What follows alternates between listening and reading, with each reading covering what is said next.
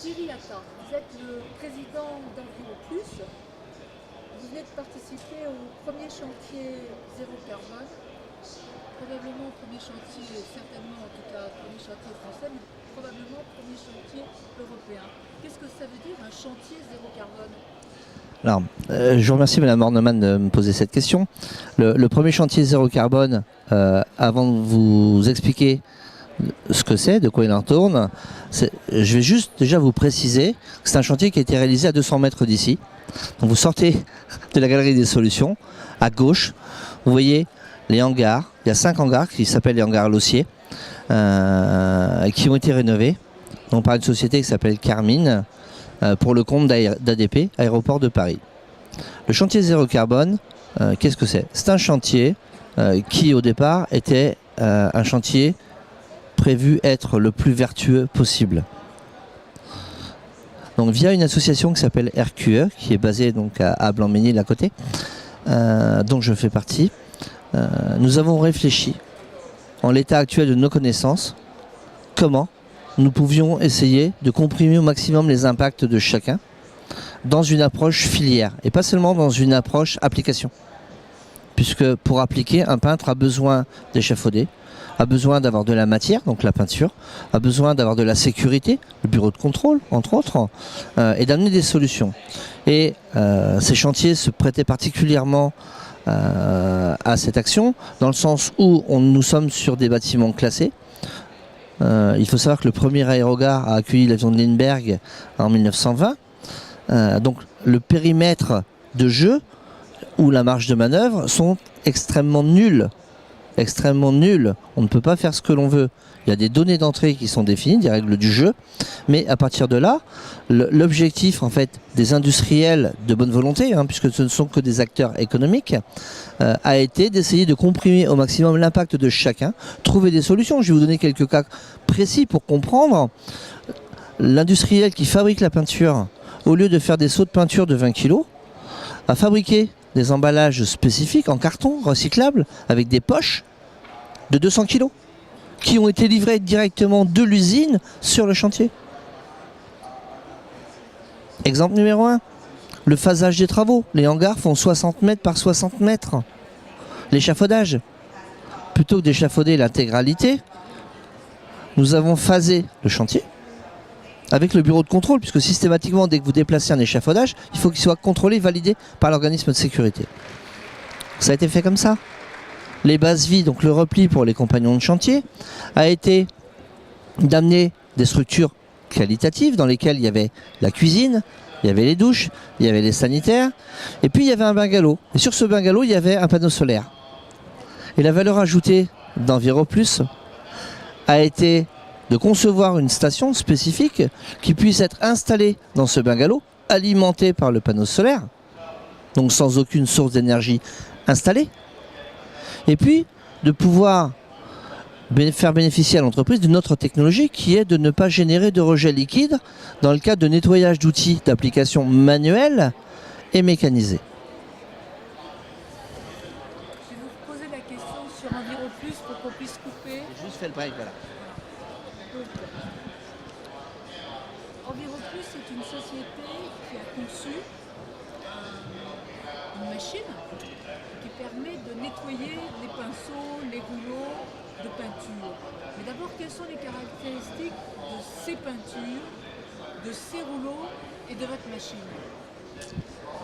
Alors, Quelles sont les caractéristiques de ces rouleaux, de Mais- votre peinture et de la machine? je vois que vous avez déjà une vraie expertise par rapport à ça.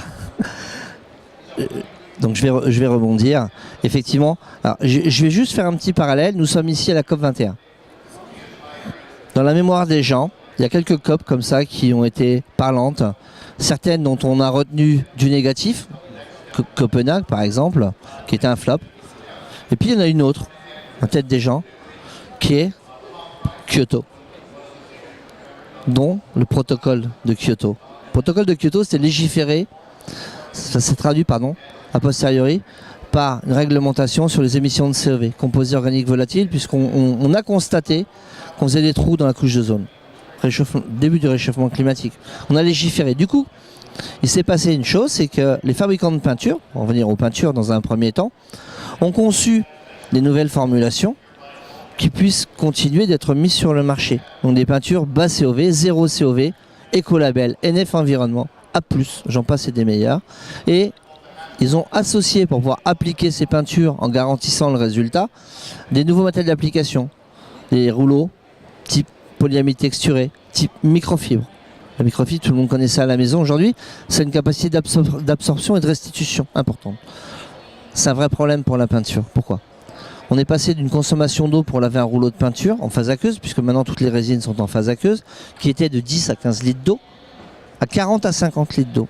Ça, c'est le premier paramètre. Mais dans nos pays occidentaux, l'eau, on ouvre le robinet, ça coule. C'est pas un souci. Par contre, on l'a consommée et polluée, et polluée. Ah, polluée. Tiens donc. Par quoi ? On est passé des taux de charge, grâce ou à cause des rouleaux microfibres, entre autres, à 70-80 grammes de charge restant sur un rouleau avant nettoyage, à 110, 120, 140 grammes en fonction de la longueur des fibres. Par rouleau, par rouleau. Donc on augmente la consommation, on augmente la pollution de ce volume d'eau. Et c'est là où le bas blesse. On a juste déplacé un problème. On vient impacter une ressource qui est la ressource eau. Mais pas en la consommant. Ça tombe du ciel, ça coule au robinet, c'est pas grave. Sauf qu'on l'a pollué. On l'a pollué. Pollué par quoi ? Des métaux lourds, des substances dangereuses, des substances dangereuses prioritaires, identifiées par la Commission européenne sur une liste de 41 substances. Dans les peintures sur des prélèvements d'eau de lavage en 2014, on a retrouvé 5 substances dangereuses prioritaires, 8 substances dangereuses, 13 métaux lourds. L'incidence des métaux lourds, quand ça arrive en station, on ne parle pas encore de... Voilà. Quand ça arrive en station, ça empêche la dégradation des particules organiques, puisque les métaux lourds sont des particules minérales. Pas de dégradation. Une boue de station d'épuration trop chargée en métaux lourds ne peut plus être répandue. Elle doit être incinérée. Ah bon, incinérée, on parle d'énergie là. Bizarre. On a juste déplacé un problème. On polluait l'atmosphère, aujourd'hui on va polluer la terre à travers l'eau. Voilà. Troisième question.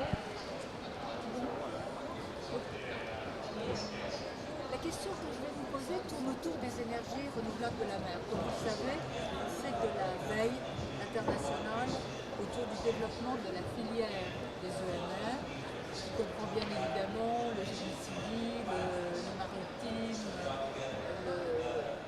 tout ce qui concerne aussi la maintenance. Est-ce que c'est un marché éventuellement pour vous, le développement des énergies de la mer et plus particulièrement celui qui concerne le revêtement et donc le nettoyage des outils qui auront servi à faire du revêtement sur les éoliennes, les bateaux, les navires et autres bâtiments? Alors, pour répondre à votre question, d'abord les ENR, les énergies renouvelables, sont les sources d'énergie après pétrole. Donc c'est ce qui va arriver demain et dans tous les cas, que sera le monde après-demain. De ce fait, aujourd'hui, nous sommes au début de l'équipement avec ces nouvelles énergies. Demain, il faudra les entretenir fatalement. Donc comment on va les entretenir ? Avec quoi ? De quelle manière ? Est-ce que on est dans une logique d'énergie propre jusqu'au bout, y compris dans la maintenance, ou on continue de faire comme on a l'habitude de faire, c'est-à-dire travailler comme des sagouins. On a à proximité, on prend, on jette, on balance, voilà. Là, la valeur ajoutée d'Enviro Plus à travers donc ces énergies renouvelables et particulièrement leur maintenance, c'est vraiment d'amener l'absence de rupture de la chaîne en brisant un maillon qui est le maillon de la maintenance qui ne serait pas en phase avec le message qui est véhiculé par les énergies renouvelables. Ce serait juste un non-sens. Et c'est là où notre technologie, pour en parler juste deux mots, a pour avantage de ne pas consommer d'eau, de ne pas rejeter d'eau. Je parlais de pollution d'eau tout à l'heure, de travailler en circuit fermé, zéro rejet. Que l'on soit offshore ou que l'on soit sur de la maintenance terrestre. Il y a... Mais ça veut dire que vous êtes en mesure, parce que quand même les peintures qui vont concerne les hydroliennes, ont des caractéristiques anti-corrosion particulières. Quelles sont-elles et quelles sont les solutions que vous pouvez apporter? Alors, on parlait d'anticorrosion, on parlait de mer, fatalement. On parle de brouillard salin, qui est l'exposition à laquelle sont soumises les éoliennes, en l'occurrence. Il faut savoir que les normes actuelles garantissent une certaine durée en brouillard salin et qu'à partir de ce moment-là, il faut refaire, sinon on est hors garantie. Et hors garantie, si on maintient sans maintenance, malheureusement, on va dégrader, et dégrader à la vitesse grand V. Donc il faut juste être imaginatif, créatif, pour pouvoir dérouler des solutions qui empêchent de dégrader justement ces sources d'énergie trop rapidement, trop facilement, par la maintenance. La maintenance sera la clé dans tous les cas, et a fortiori dans une ambiance saline. C'est juste une évidence. Donc les peintures sont complexes, elles continueront d'évoluer aujourd'hui puisque ça reste normé et on n'aura pas une peinture qui va durer 50 ans. Et a fortiori en ambiance saline. On parle en heures. Aujourd'hui la norme ce sont des heures, pas des années. Ça peut se traduire effectivement en rapprochant, mais on n'est pas sur 10 ans, 20 ans, 30 ans. C'est juste ça la différence. Donc il faut déjà anticiper comment on pourra faire de la maintenance, avec quoi, quelle solution technique, et puis ça reste en tout état de cause, en l'état actuel, je parlais à la première personne, de méconnaissance à l'instant T. Voilà ce que je peux vous en dire. Donc on se retrouve à la COP22, vous nous en direz plus? La COP22 qui se passera À Marrakech. Vous avez l'intention d'y aller? Écoutez, je pense que j'irai à Marrakech avant la COP22 déjà, parce que j'ai l'habitude d'y aller au moins une fois par an. Mais effectivement, à grand plaisir, on se retrouvera certainement à la COP22. Merci beaucoup en tout cas. Je vous en prie.